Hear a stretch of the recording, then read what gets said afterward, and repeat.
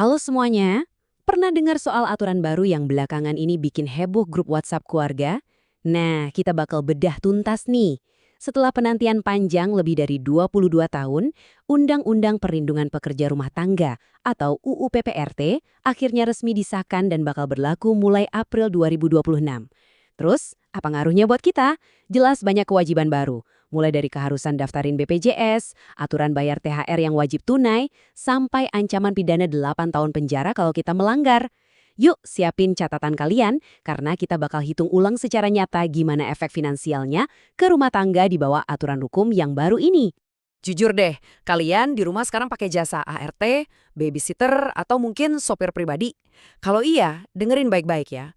Era kesepakatan abu-abu atau sekedar harga teman tuh udah benar-benar berakhir. Posisi mereka sekarang setara dengan pekerja formal lainnya.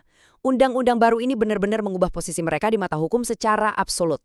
Dan ini bukan cuma soal hak para pekerja loh. Ini sepenuhnya soal kewajiban legal baru kalian sebagai majikan. Untuk pembahasan kita kali ini, agendanya simple aja. Kita bakal bahas era baru pekerjaan domestik, komponen biaya baru yang harus ditanggung majikan, aturan buat penyalur, dampak makronya, dan pastinya langkah praktis buat kalian, para majikan. Kita bakal bedah hitung-hitungan finansial ini secara logis, pragmatis, dan pastinya nggak perlu pakai panik. Masuk ke bagian pertama nih, era baru pekerjaan domestik. Selamat tinggal transaksi informal.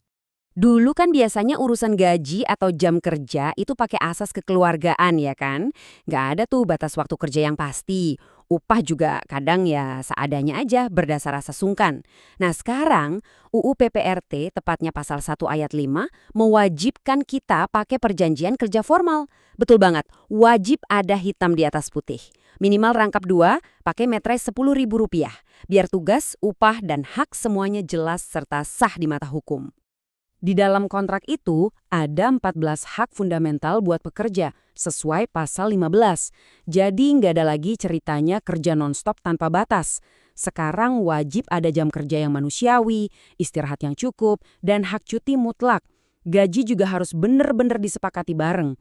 Buat yang pekerjanya tinggal di rumah alias live-in, kalian sebagai majikan wajib nyediain akomodasi layak dan makanan sehat. Oh iya, ingat ya, biaya makan dan kamar ini sama sekali nggak boleh dipotong dari gaji pokok mereka. Ini bener-bener jadi fondasi buat pekerjaan yang lebih bermartabat. Masuk ke bagian 2, komponen biaya baru majikan.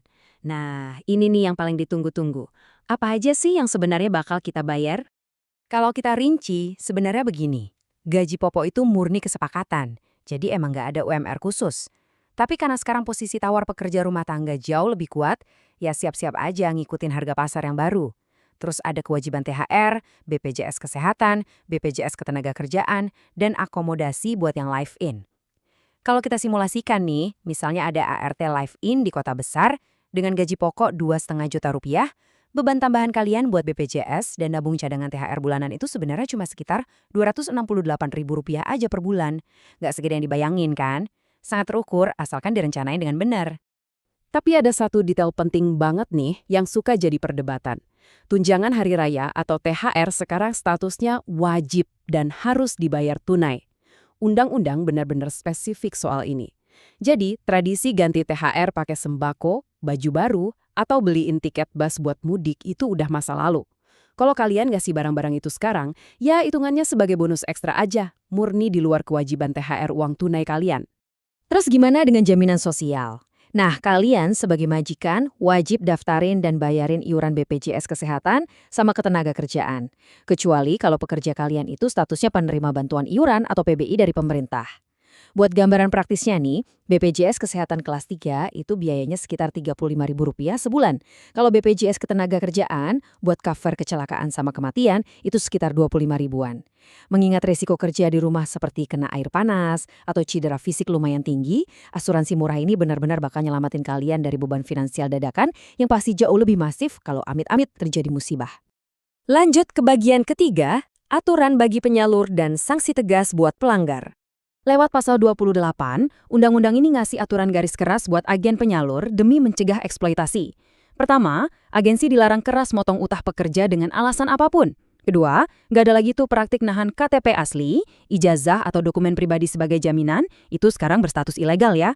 Dan ketiga, Agensi atau majikan nggak boleh lagi mengisolasi akses komunikasi pekerja dengan dunia luar atau keluarganya. Ini adalah langkah tajam buat mutus rantai perbudakan modern. Terus gimana kalau ada yang nekat melanggar? Wah, siap-siap aja. Ancaman hukumannya bisa sampai 8 tahun penjara atau denda maksimal 125 juta rupiah menanti. Sanksi seberat ini berlaku buat siapa aja loh, termasuk kalian para majikan yang terbukti ngelakuin diskriminasi, mengancam, melecehkan, atau menggunakan kekerasan fisik dan psikis ke pekerjanya. Sekali lagi, era nyelesain kasus kekerasan kakek jelur kekeluargaan itu udah musnah. Sekarang kita bahas bagian keempat, dampak makro dan formalisasi sektor informal. Coba bayangin ya, ada sekitar 4-5 juta pekerja rumah tangga di Indonesia. Dengan UU ini, jutaan orang itu akhirnya masuk ke dalam jaring pengaman sosial nasional. Ini langkah raksasa yang bikin aturan kita sejalan sama standar kerja layak internasional dari ILO. Tapi, apa efeknya buat sekitar 50 juta kelas menengah kita? Kita pasti bakal ngelihat pergeseran perilaku yang luar biasa. Sebagian keluarga mungkin bakal beralih panggil jasa cleaning part-time berbasis aplikasi, sebagian lagi bakal mulai invest gede-gedean beli robot vakum atau mesin cuci pintar buat nekan biaya. Tapi di sisi lain, daya beli kelas bawah bakal naik loh, karena beban kesehatan keluarga mereka sekarang udah tercover sama BPJS. Terakhir nih, bagian kelima, langkah praktis untuk majikan. Biar nggak kaget, ini ada beberapa checklist transisi yang bisa kalian lakuin. Jangan nunggu sampai ada masalah baru gerak ya. Pertama, segera susun kontrak tertulis yang spesifik. Hindari ekspektasi sapu jagat atau all-in yang nggak masuk akal. Kedua, pastiin jam kerja, hari libur, dan hak cuti udah didefinisikan secara transparan dari awal.